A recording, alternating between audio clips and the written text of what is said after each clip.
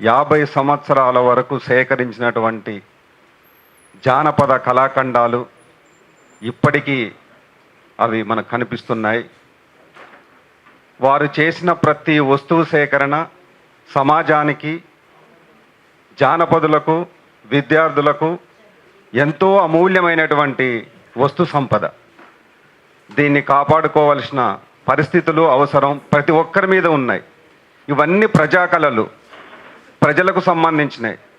ఒక సంస్థ, ఒక ప్రభుత్వం, యూనివర్సిటీలు చేయాల్సిన పనిని స్వతహాగా వారు ముందుకొచ్చి ఇన్ని వస్తువులు సేకరించడం, ఇది ప్రజలకు అందించడం వాళ్ళ తపనని అర్థం చేసుకొని ప్రజలైనా, విద్యార్థులైనా, ప్రభుత్వం అయినా గుర్తింపుగా వారికి ఒక మంచి మ్యూజియాన్ని ఏర్పాటు చేసి ప్రభుత్వం కేటాయించిన తెలుగు యూనివర్సిటీలో వాటికి అనుబంధమైన జానపద కళలు, ఆనాడు ఎన్టీ రామారావు గారు స్థాపించిన ఉద్దేశమే ప్రజల్లో ఉండే ప్రజాకళలను కాపాడాలని. దానికి అనుకూలంగా వారు ఆ యూనివర్సిటీలనే ఎన్నో సంవత్సరాలు ప్రొఫెసర్గా పనిచేశారు.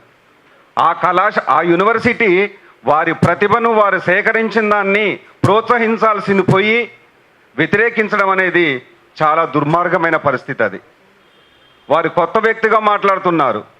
వారు సేవలన్నీ అంకితం చేసి వారి విద్యనంతా విద్యార్థులకు దారపోసింది తెలుగు యూనివర్సిటీకే. అక్కడ పనిచేసినటువంటి ఆ ప్రొఫెసర్ గారు చేసినటువంటి గొప్ప కృషిని అర్థం చేసుకోవాల్సిన అవసరం కూడా అక్కడ ప్రొఫెసర్కి, యూనివర్సిటీలకి, విద్యార్థులకు కూడా ఉంది. వారు సేకరించిన సుమారు 5,000 వస్తువులు ప్రతిదీ ఒక పిహెచ్డికి పనికొస్తుంది. వారు సేకరించిన ఆదిధ్వని, అందులో 375 వాయిద్యాలు ఉన్నాయి. చర్మ వాయిద్యాలు, తీగ వాయిద్యాలు, అనేక సంగీత వాయిద్యాలు. ప్రతి ఒక్క వస్తువు మీద ఒక డాక్యుమెంటేషన్ చేయాలని, అది ప్రజలకు, విద్యార్థులకు అందాలని, దాని మీద సమగ్రమైన పరిశోధన జరగాలని వారు చేస్తున్న కృషిని అర్థం చేసుకోవాల్సిన అవసరం కూడా ప్రతి ఒక్క వ్యక్తులకు, విద్యార్థులకు ముఖ్యంగా ఉంది.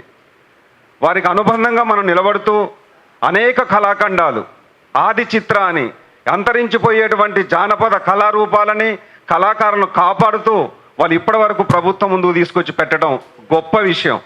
ఆ విషయాన్ని గనైనా ప్రభుత్వం, విద్యార్థులు అందరూ అర్థం చేసుకుని వాళ్ళకు సహకరించాలని, అలాగే నేను ఒక జానపద కళాకారు కుటుంబం నుంచి కూడా ఉన్నాను కనుక మాలాంటి జానపద కళలు అణగారిపోతున్న సిచ్యువేషన్లో, పరిస్థితులలో గ్రామం సంచరించి జానపద కళలను కాపాడాలని వారు చేసిన గొప్ప కృషికి, మరియు ఈ యొక్క సంపదను, జానపద సంపదను, ఆదివాసీ సంపదను ప్రజలకు అందించాలి, విద్యార్థులకు చేస్తున్న కృషికి మా జానపద కళాకారుల తరపున వారికి ధన్యవాదాలు తెలియజేస్తూ, తక్షణమే మ్యూజియం కావాల్సినటువంటి పరిస్థితిని ప్రభుత్వం గుర్తించాలని, సీఎం గారు ఇచ్చిన జీవోని అమల్లోకి తీసుకురావాలని, ఆ తెలుగు యూనివర్సిటీలో భవనం మొత్తం కూడా ఇచ్చి ఆ కళాఖండాలను కాపాడి ప్రతి ఒక్క వ్యక్తులకు తెలియాలని కోరుకుంటూ ఈ అవకాశం కల్పించిన అధికారులకు కృతజ్ఞతలు తెలియజేస్తున్నాను.